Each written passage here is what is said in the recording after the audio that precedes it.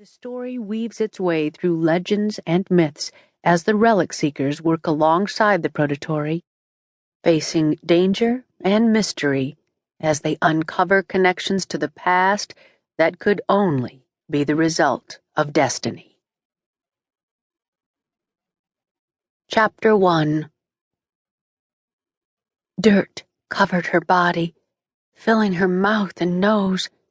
She clawed at the darkness as silent screams tore from her throat. Kendall woke, but she couldn't move. Something heavy covered her. Her first thought was that she'd been buried alive. But when she pried open one eye, she saw light. A noise rumbled over her. A groan?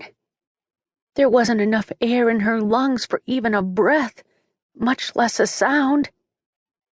Someone was lying on top of her. Jake? Nathan? It didn't smell like either of them. She shoved at the body, and the weight shifted, allowing her a tiny gasp of air.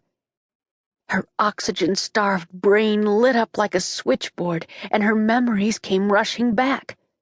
She wasn't in a grave. She was lying on the bathroom floor of her room in the Abbey House in Glastonbury, England.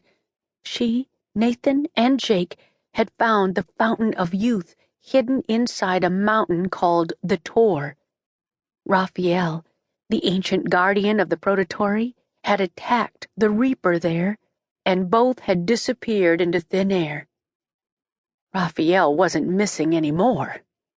Kendall had opened her shower curtain and found him passed out in her bathtub.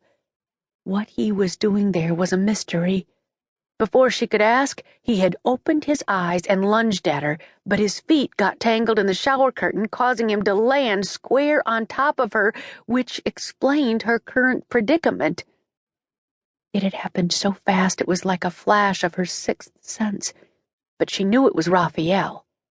She saw his memories, pieces of his life, some he'd probably even forgotten, and some she couldn't quite believe. That's what happened when you could touch objects and people and know things no ordinary person could know. Except when your sixth sense wasn't cooperating, and that was usually when you needed it the most. Paranormal abilities had a way of not being there when you needed them and popping up when you didn't, at least for her. Footsteps pounded across the floor, and a boot moved into view. Her fuzzy gaze traveled up a long, muscular leg to a fit body and the gorgeous face of Jake, her bodyguard and lover, at least twice. Her blurry inspection was interrupted by a familiar British curse. "Bloody hell!" That was Nathan, her handsome billionaire boss, who was also her newly discovered best friend Adam, who she'd thought had died when she was a kid.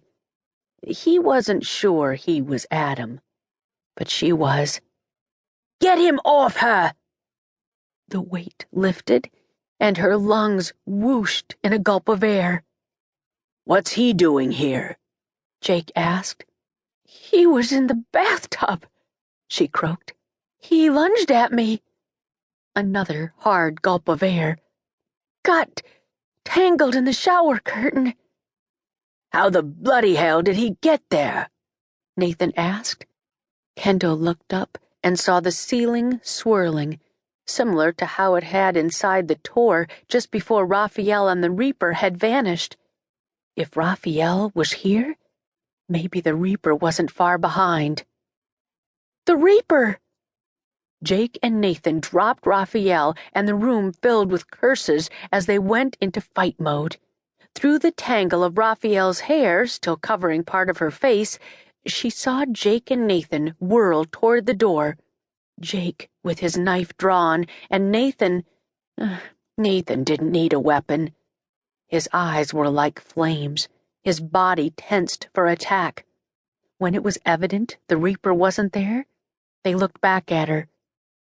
"Ceiling," she mumbled. "Swirling, like